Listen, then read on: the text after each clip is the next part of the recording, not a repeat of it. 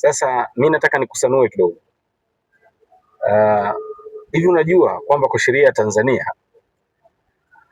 unapoisaini tu document, the moment unapoisaini document, sheria inatambua kwamba wewe ulisoma ile document, ukaielewa, alafu ukapima whether uisaini au usisaini na ukafikia maamuzi kwamba uisaini.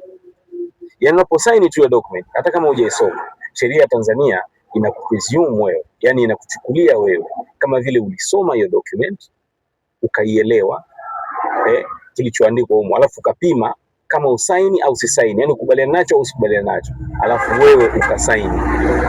Yani ndivyo sheria inavyokuchukulia. Na hayo sio maamuzi yangu.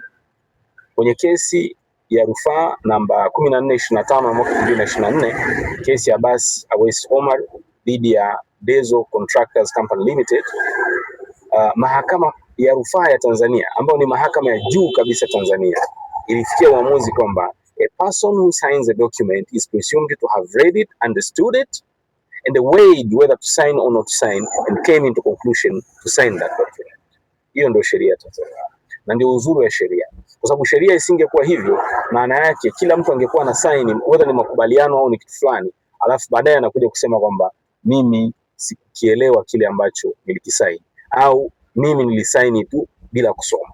Kwa sheria yetu iko clear kwenye hilo jambo. Yani the moment unapomwaga tu ile wino pale, you are presumed to have read, understood it, and weighed whether to sign or not to sign, and you came into conclusion to sign that document.